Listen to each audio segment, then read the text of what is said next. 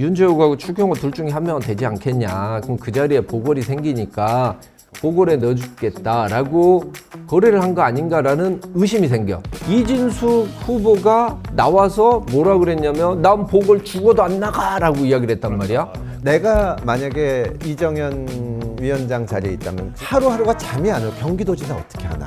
그건 생각 안 하고 전권을 가졌다 그러면서 대구에서 사람 자를 생각만 하고 있는 거야. 과연 경기도지사 후보 누구 낼지 저는 대단히 궁금합니다. 유승민 전 의원님은 안 나오시겠죠? 사실은 여기에서 또 하나 좀 새로운 걸 발견. 앞에서 하는 얘기보다 뒤에서 하는 얘기가 더 솔직하고 재밌다. 법정모드 커튼콜 시작합니다. 오늘도 인정사적 볼 것 없는 전직 검사, 전직 의원 우리 웅태섭 형님, 금태섭, 김웅 전 의원님 나오셨습니다. 어서 오세요. 안녕하세요. 네. 3주 만에 나오셨는데 오늘 두 번째 나오고. 금태섭 의원님 오래간만입니다. 아유. 자, 일단 먼저 검찰 얘기 먼저 해볼게요. 이제 78년 만에 어쨌든 검찰청이라는 이름이 이제 역사 속에 사라졌는데 공소청, 중수청법 통과되는 거 어떻게 보셨어요? 검찰이 있든 없든 그런 건 중요한 게 아니잖아요. 그렇다고 아예 없어지는 것도 아니고 공소청이라는 게 생기는 건데 다만 이제 이거를 가지고 민주당이 뭐 대단한 개혁이나 하는 것처럼 하고 있고 검찰이 그동안 문제도 많았죠. 이 문제를 없애고 사람들한테 공정한 형사사법 절차를 맞게 해주나 이런 관점에서 봐야 되는데 지금은 관찰은 나쁜 놈 이걸 혼을 내야 된다 힘을 뺏어야 된다 이 관점에서 보니까 공소청의 검사가 이 수사에 전혀 관여하지 못하게 해냈습니다 막 이러는데 그게 과연 국민들한테 어떤 효과를 주는 건지 오히려 저 법을 빠져나가려는 소위 자기들이 말하는 법꾸라지한테만 좋게 하고 평범하고 이런 서민들한테는 무슨 범죄 피해를 입더라도 변호사 비용만 엄청 들게 하는 게 아닌지 그런 데 대한 좀 성찰이 있었으면 좋겠다 그런 생각이 듭니다. 자본시장에 가서 보면 이제 마귀들이 있어요. 뭐 무자본 M&A 하고 이런 애들. 얘네들이 늘 하는 수법이 뭐냐면 이름을 바꾸고 마치 뭐 새로운 사업을 하는 것처럼 막 이야기를 해. 근데 똑같아.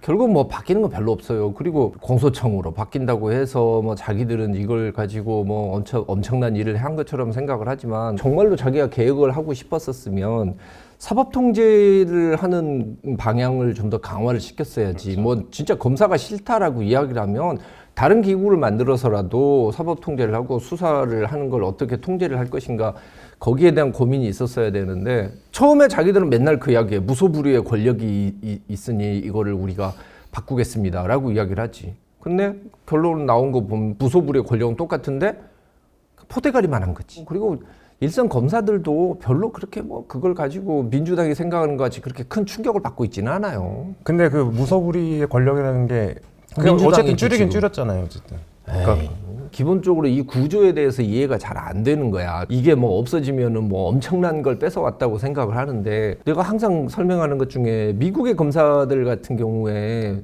사실 수사권이 있지만 수사를 안 해요. 어지간한 일에 개입 자체를 안 해요. 근데 문제는 뭐냐? 그냥 게이트 키퍼 역할만 하는 거야. 그렇죠. 거기서 힘이 생기는 거거든. 내가 만나본 검사애들 중에서는 보안 수사 받을 필요 없다라고 이야기를 하는 거야. 왜냐? 책임지기 싫은 거지. 그렇게 되면 이제 뭐가 문제냐면 변호사를 선임할 능력이 안 되는 힘없고 돈 없고 가난한 사람들이 여기에 대해서 반드시 피해를 입을 수밖에 없는 구조라는 거지. 저는 일단 제일 웃겼던 건 결과적으로 형님 말씀대로 본질은 조금 차이가 있지만 그대로인데 이름만 검찰이라는 이름을 없애기 위해서 어쨌든 이제 간판 싹 다 바꿔야 되잖아요. 그리고 그 법논의 과정에서 대공소청 있으니까 대자 빼버리고 고등자 있으니까 고등 대신에 광역 바꾸고 이게 너무 코미디라는 생각이 들더라고요.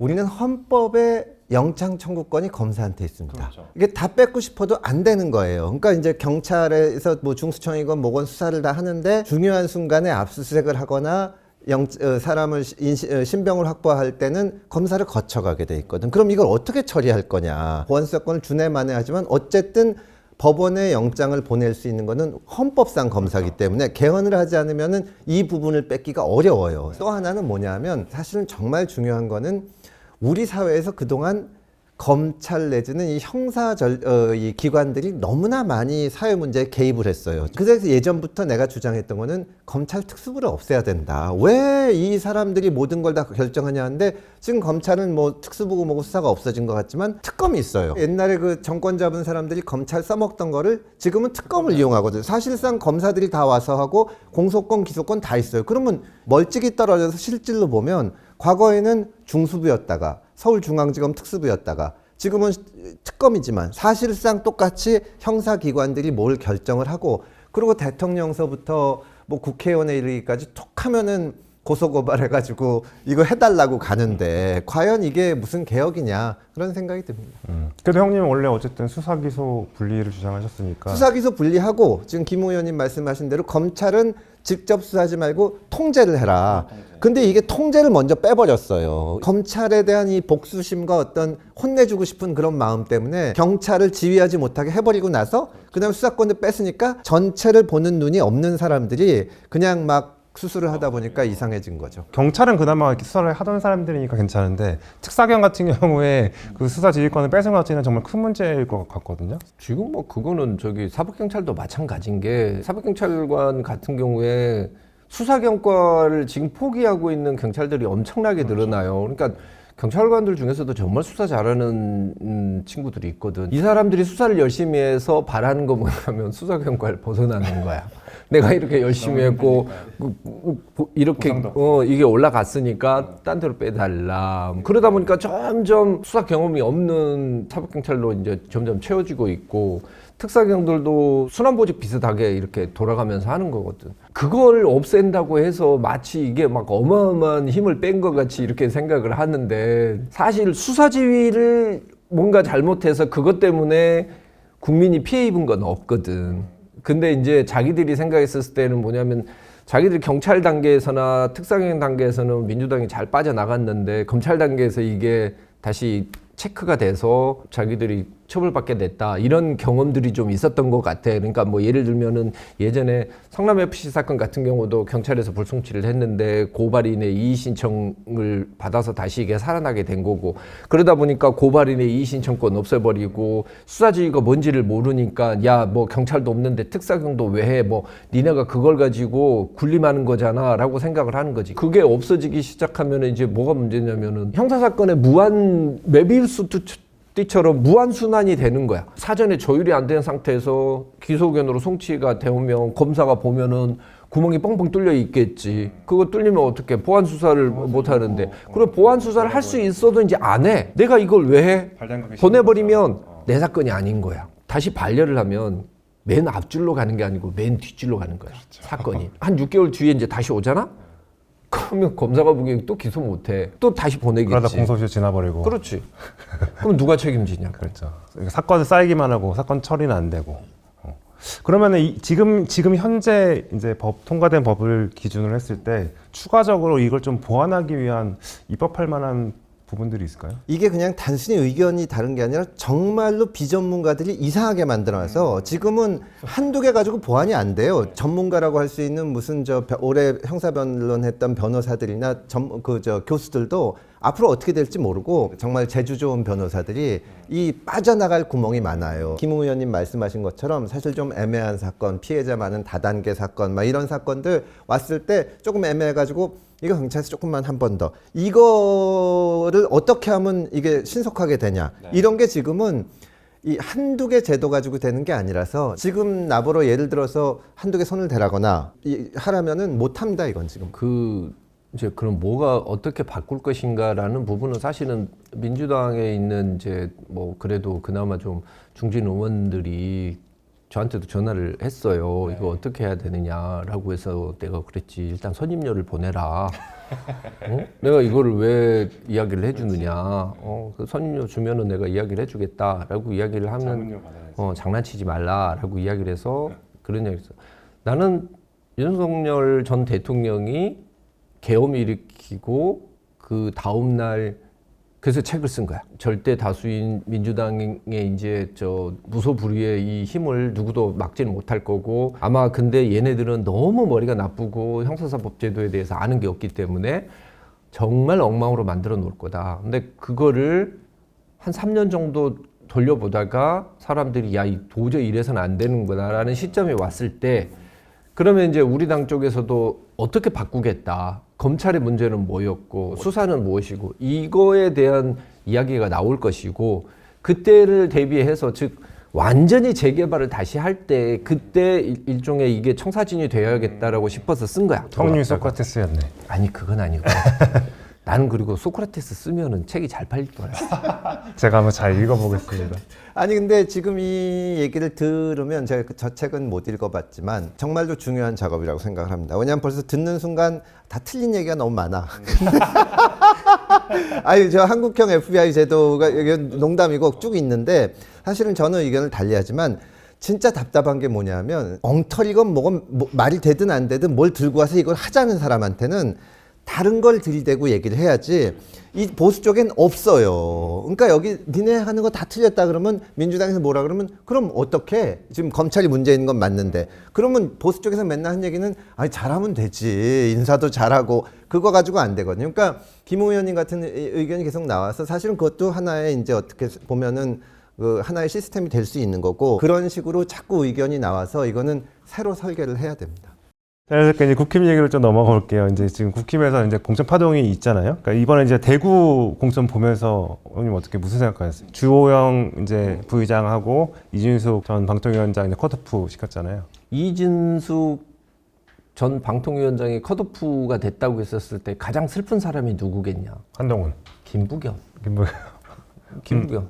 그래요? 소문으로 다 나왔었잖아. 다 날리고 뭐 몇 명 붙이고 이준숙하고 이렇게 붙여서 간다. 그 시나리오가 나왔었잖아. 그 이야기가 나오고 난 다음에 김부겸 총리가 그 등판한다라는 이야기가 계속 막 이제 뜨기 시작했거든. 그분도 어느 정도 마음을 먹었던 걸로 생각하고 사실 이진숙 그 후보가 만약에 우리 대구시장 후보가 된다고 하면 대구 싸움도 우리는 자신하기 어려울 거라고 보고 그 이외에 전국 선거 판도 자체가 상당히 어려워질 거라고. 대구에서 만약에 지게 된다라고 하면 장동혁하고 이정현은 우리 당에서는 발을 이제 못 딛게 되는 거지. 그런 위험을 이제 느꼈기 때문에 내 생각에는 이진숙 쪽에다가 일단 주호영은 꼴보기 싫으니까 아웃을 시키겠지만 윤재욱하고 추경호 둘 중에 한 명은 되지 않겠냐. 그럼 그 자리에 보궐이 생기니까 보궐에 넣어주겠다라고 거래를 한 거 아닌가라는 의심이 생겨. 그리고 내 의심의 근거는 무엇이냐. 이진숙 후보가 나와서 뭐라 그랬냐면 난 보궐 죽어도 안 나가라고 이야기를 했단 말이야. 그 이야기를 왜 하냐고. 나는 대구시장 나갈 거야 라고 이야기를 하고 뭐 어떻게든 꼭 나가겠습니다가 아니고 나 보궐 안 나간다니까 라고 이야기하는 건 뭐냐. 누군가가 너 대신 보궐 줄게 라고 이야기를 한 거 아닌가라는 그런 합리적인 의심이 들 수밖에 없는 거지. 그럼 지금 우리 당의 지금 공천이라는 게 말은 번지를 해. 그럴싸한 이야기가 계속 나오는데 지금 나오고 있는 지금 현상은 보면 지금 우리 당 사람들은 지금 다 머리 깎고 있어 지금. 다 머리를 깎네. 여기를 봐도 깎고 저기를 봐도 다 빛나요. 그래서 내가 그랬지 단발령이냐 그랬는데 그분들이 왜 머리 깎고 있냐라고 이야기를 하는 게 아니고 오죽하면 깎겠냐라고 생각한다고. 아니 포항 같은 경우 보면은 1, 2, 3등을 날려요. 그리고 이게 얼마나 문제가 있는 결론인지를 딱 한 가지 이야기할게. 김재원 최고가 어제 경북 쪽에 이게 그 공천 잘못됐다라는 취지로 이야기를 한단 말이야. 왜 김지현 최고는 이번에 어딜 나오지? 경북지사 무슨 한국 시리즈인가 뭔가 거기에 나간대. 그럼 어떻게 해야 돼? 어찌됐든 거기에 많은 사람들이 자기를 지지를 해야 되잖아. 본인이 보기에도 이번에 공천을 탈락했던 사람들을 지지하는 세력이 훨씬 더 세다는 거야. 그걸 아니까 그렇게 이야기를 하는 거지. 그런 식으로 공천이 이루어지고 있고 지금 사실 우리 당 공천에서 다 문제되고 있는 건 다 뭐냐면 영남이야. 나머지는 관심도 없고 이해도 못하고 누가 나한테 그거 물어보더라고. 서울시 저는 어떻게 될 것 같냐고 그래서 내가 누가 나가죠? 라고 이야기를 했단 말이야. 아니 뭐 누구 3명 이야기를 하더라고. 그래서 내가 거기서 근데 그 3명을 내보낸 또 이상규는 왜 빼죠?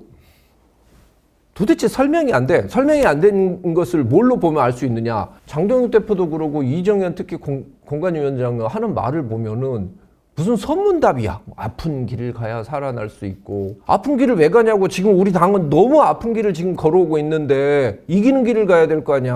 그런 말도 안 되는 선문답을 하면서 어느 거 하나도 설명을 못 해줘.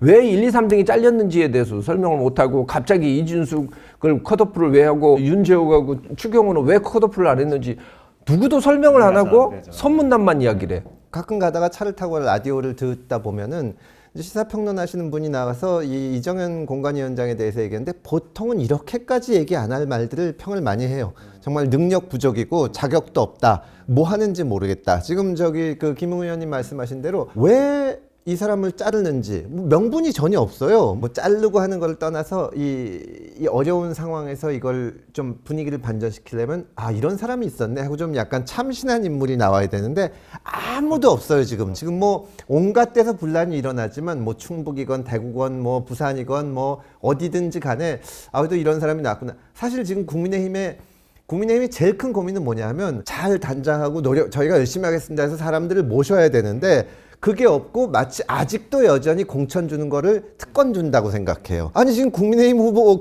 되는 게 공천 받는 게 뭐 그렇게 특혜라고 그렇게 생각을 하는지. 그리고 사실은 진짜 문제는 뭐냐 하면 내가 예전에 작은 당들을 많이 하다 보면 이 지방선거가 진짜 어려운 게 서울시장 후보, 경기지사 후보를 내기가 참 어려워요. 왜냐하면 국회의원은 그래도 하겠다는 사람 많이 있는데 서울시장이나 경기지사 후보는 질 때 지더라도 아 이 사람은 그래도 서울시장 후보다 경기지사 후보다 할 만한 사람이 나와야 되는데 지금 서울은 그나마 그래도 오세훈 시장이 현직이 있었는데 그것도 자르려고 했었고 경기도는 그럴 만한 사람이 미안한 지금 나오신 분들도 있지만 잘 안 보여요. 그러니까 내부에서도 고민을 하면은 내가 만약에 이정현 위원장 자리에 있다면 하루하루가 잠이 안 와요. 경기도지사 어떻게 하나. 근데 그건 생각 안 하고 전권을 가졌다 그러면서 대구에서 사람 자를 생각만 하고 있는 거야. 과연 경기도지사 후보 누구 낼지 저는 대단히 궁금합니다. 유승민 전 의원님은 안 나오시겠죠? 그 사실은 여기서 또 하나 새로운 거나 발견. 기자들한테는 자꾸 뭐 유승민 대표한테도 뭐 오퍼가 간다 뭐 이런 식으로 이야기를 하는데 어떤 방식이냐면 당에 있는 모 인사가 그 중요 인사 중에 한 사람이 기자들하고 저녁에 술을 먹는 자리에서 기자들이 이제 경기도지사 어떻게 할 거냐 지금 유승민밖에 없지 않느냐라고 이야기를 하니까 우리는 다 열려 있어라고 이야기를 하면서 거기에서 유승민 대표 전화번호 좀 알려달라 기자한테 이야기를 하고 싫어합니다 여러분. 거기서 전화를 걸었다는 거예요. 그 당연히 모르는 전화번호니까 안 받지. 세상에 누가 그런 식으로 사람한테 요청을 하고 세상에 경기지사 출마를 그렇게 만약에 부탁을 하든지 아니면 한번 권유를 하든지 하는 자리가 기자들하고 술 먹는 자리에서 야 전화번호 좀 알려달라고 해서 전화를 하느냐. 그 모습 하나만 보더라도 우리 당에서 사실은 유승민 대표가 등판하는 게 너무 무서운 거야. 우리는 뭐 충분히 이야기는 했어 라고 이야기를 하지만 사실상 그런 대접을 받고는 출마를 못하는 거지. 그렇죠. 난 내가 보기에는 지금 뭐 전체적으로 벌어지고 있는 것 자체가 이번 지방선거에 이기는 것은 목표가 아니고 결국은 우리가 확실하게 뭐 이길 수 있는 곳 있잖아. 거기에 대해서 자기와 어떤 개인적인 관계가 뭐 이해관계가 맞는 사람한테 공천을 주느냐 지금 그 구도로 가고 있는 거 아닌가. 그 많은 우리 당의 이제 후보들이 이렇게 다 머리를 깎는 거는 저 왜 저러지 뭐라고 이야기를 하는데 할 수 있는 게 그것밖에 없는 거지. 그래서 내가 계속 잠깐 이야기하자면. 기억이 날지 안 날지 모르겠지만 제가 전당대회를 나간 적이 있어요. 알고 있습니다. 전당대회 나갔었을 때 그때 이른바 광탈을 했는데 광탈을 하게 된 원인 중에 가장 큰 게 사실은 돈도 없었지만 세력하고 붙지도 않았지만 그때 냈던 첫 번째 공약이 뭐였냐면 시스템 공천이었어. 그러니까 공천 자체를 공관위원장이랑 공관위원이 아예 개입을 할 수 없게 만드는 거야. 공관위원 자체를 100명으로 만들어가지고 풀을 만들어서 그때 예를 들면은 서울 뭐 강남권 공천을 한다 그러면 거기서 그냥 뽑는 거야. 100명 중에서 5명, 7명을. 그렇게 하면 누구도 미리 그 100명을 다 구워 삶을 수는 없는 거잖아. 그리고 여론조사 기관도 5군데, 공인된 5군데에서 그날 뽑는 거야. 규정 다 정해놓고 여기에 따라서 무조건 뽑는다. 라고 했더니 그 뒤에 모든 당협위원장들이 출입 금지를 시키더라고. 아무도 안 뽑지. 순진했지. 그 사람들이 지방공천 때 왜 그 험지가 됐든 뭐가 됐든 왜 당협위원장을 하는지에 대한 인식이 없었던 거야. 아, 이해도가 그렇네요. 안타깝습니다. 나중에 근식이 형이랑 형님이랑 태섭이 형이랑 당 하나 만드세요. 그냥 창당해서. 잘할 것 같아. 이제 민주당 얘기를 좀 넘어가 볼게요. 민주당이 검찰개혁법안 다 통과시키고 나서 그 다음에 통과시킨 게 이제 말 그대로 뭐 조작 기소를 위한 국정조사라고 하는데 처음에는 공소취소 모임에서 이제 국정조사 하겠다고 하더니 이름만 살짝 바꿔가지고 법을 통과시켰단 말이죠. 결과적으로는 공소취소를 하고 있는 그 과정이라고 보면 되는 거죠. 그게 알 수가 없는 게 요새 이제 그 국민의힘이 방금 얘기했듯이 너무 엉망이니까 민주당은 이제 거의 뭐 신경 쓸 필요도 없이 내 꿈을 펼쳐라를 하고 있잖아요. 어차피 우리 편은 이긴 거고 그 중에서 내가 제일 좀 잘 돼야겠다, 잘 나가야겠다 이런가 싶은지 지금 이게 그냥 전체 민주당을 위해서 또 민주당 출신 대통령이니까 공소 취소를 해주고 싶은 건지 아니면 자꾸 공소 취소 얘기를 해가지고 좀 매기려는 건지 그것도 잘 모르겠고 이재명 대통령이 대통령 되는 과정에서 가장 큰 위기를 받았던 건 선거법 위반 사건이 그게 사실 2심에서 오히려 유죄가 났으면 그런가 보다 하고 바꿨을 텐데 항소심에서 2심에서 무죄가 됐는데 대법원에서 유죄라고 하니까 사실 그때 만약에 대법원에서 진짜 파기 자판해 버렸으면 이재명 대통령이 대통령이 안 되는 게 문제가 아니라 민주당 후보가 없어져요. 그때는 이미 등록 기간이 지나서. 그런데 그 사건, 그 선거법 위반 사건은 공소 취소를 못 합니다.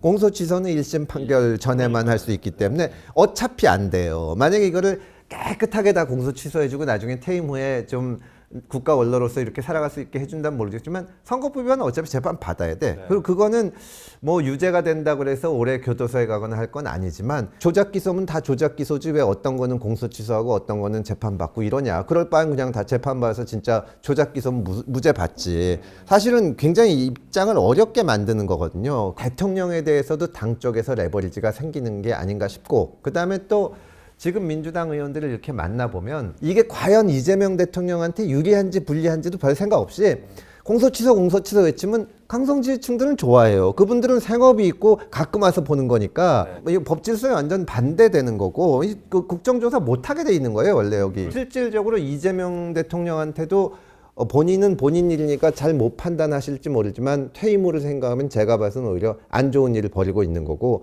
그걸 가지고 서로 강성지지층한테 잘 보이기 경쟁을 하고 있는 거죠. 저는 그 작년 11월 달에 이제 그 민주당에서 정청래 대표가 그 대통령 재판중지법 얘기했을 때는 강훈식 비서실장이 나와가지고 대통령 끌지 말라고 했는데 지금은 안 그런 거 보면 진짜 대통령이 공소 취소하기를 너무 바라는 것 같다는 느낌이 들더라고요. 아니 공소 취소는 대통령이 바라는 건 맞는 것 같아요. 공소 취소에 대한 그 열망은 있는데 지금 풀어나가고 있는 방식으로 따지고 보면 대통령이 봤을 때는 매우 당혹스러울 수밖에 없는 그런 구조고 지금 사실 민주당에서 하고 있는 여러 가지 행위들 뭐 예를 들면은 유시민 씨가 나와서 뭐 갑자기 뭐 주스도 아닌데 ABC 이야기를 한다랄지 상임위 우리가 다 먹겠다라고 이야기를 하겠다든지 아니면 지금 이런 국정감사를 하겠다고 하는 게 표면적인 이유 말고 내부에는 나는 내가 봤을 땐 결국은 다 이 공천권을 누가 행사하느냐를 두고 지금 싸우고 있는 싸움이거든. 그러니까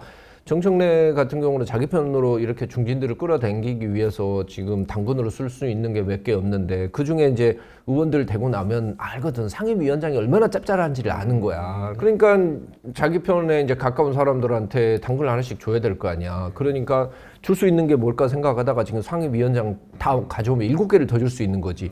자기 중진 3선 이상 중에 7명을 또 포섭을 할 수 있겠다고 생각을 해서 나는 이 주장을 하고 있는 걸로 보고 지금 이게 국정조사를 하겠다라고 이야기를 하는 부분은 이제 뭐냐면 아니 검찰 개혁을 했어요라고 이야기를 하지만 그쪽 사람들 빼고 나머지는 별 관심이 없는데 이걸 계속 끌고 나가야 되는 거야. 검사들을 부르겠지? 뭐 박상영 검사도 부르고 뭐 강백신 검사도 부르고 뭐 이런 사람들을 불러서 이야기를 하면 이번에 보면 알지만 박상영 검사 불러놓고 서영교 의원이 고작 할 수 있는 말이 뭐야?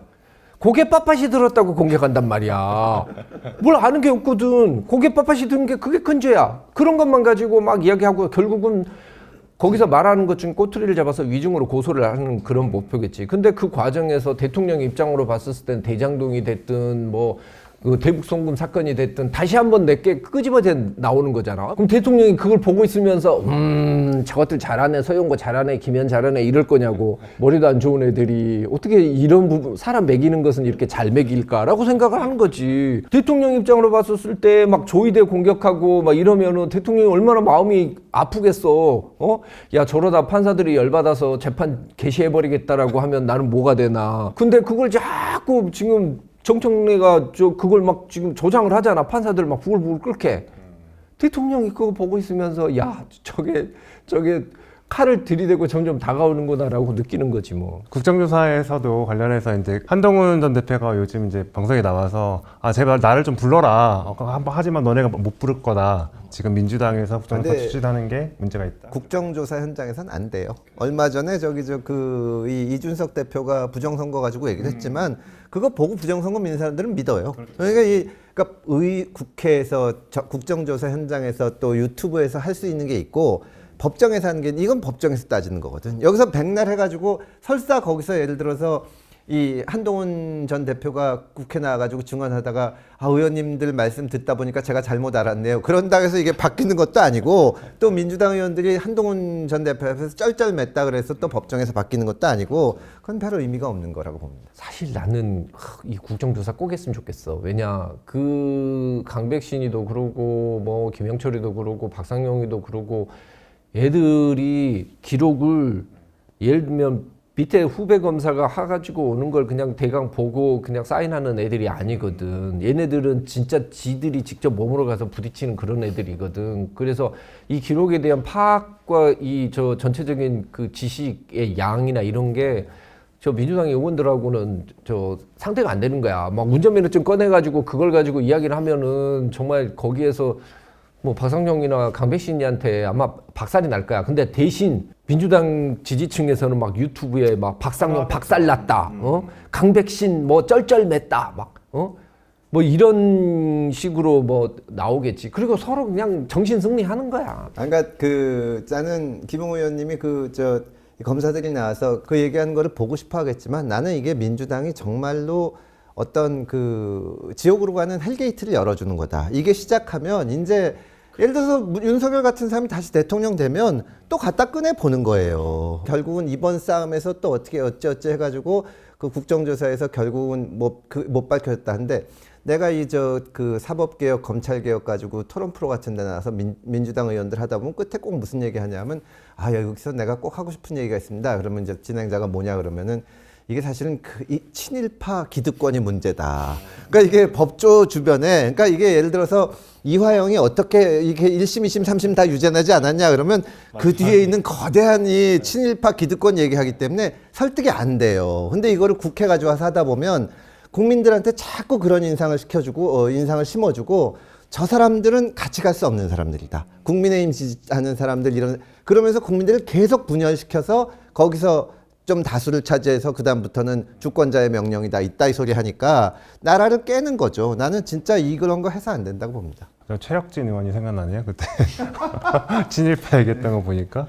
근데 어쨌든 민주당의 생각은 공소 취소, 그러니까 이번에 국정조사를 통해서 뭔가 이제 조작 기소 관련된 거를 뭔가 이렇게 밝혀내서 그걸 가지고 특검을 한 다음에 결국에는 뭔가 공소 취소하겠다 이 그림이라고 다들 얘기하던데. 그런데 이제 항소 포기를 하는 것하고 공소 취소는 또 달라서 공소 취소를 결국 하게 되면 누군가는 법적 책임이 문제가 될 거예요. 거기서 용감하게 내가 모든 책임을 지고 한 다음에 공천 받겠습니다 하는 검사가 또 나올지도 모르지만 그렇게 쉽지는 않을 겁니다. 지난번에도 어디 다른 데 나가서 그 이야기를 했는데 형사소송법상에 보면 새로운 증거가 발견되면 다시 공소제기할 수 있거든. 이렇게 말도 안 되는 짓을 해서 공소 취소를 했으면 그때 다시 이제 특검 만들어서 다시 수사를 해야지. 그때 한번 특검 한번 해보려고. 특검. 이거 진짜 사실은 수사 절반밖에 다 못했어요. 너무 외압이 세서. 처음부터 다시 다 수사 다시 해야 돼. 그럼 가장 중립적인 인사 중에서 특검을 원래 선출하는 게 맞으니까.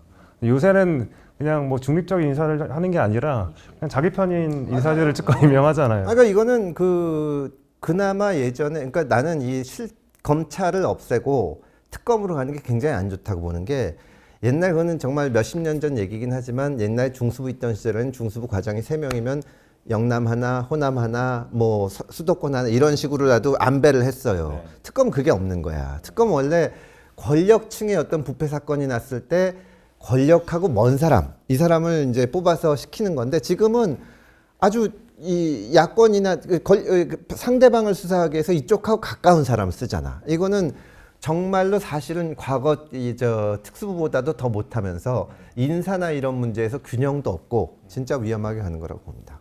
오늘의 커트콜은 여기까지입니다. 좋아요, 댓글, 구독, 알림 설정 부탁드립니다. 감사합니다. 감사합니다.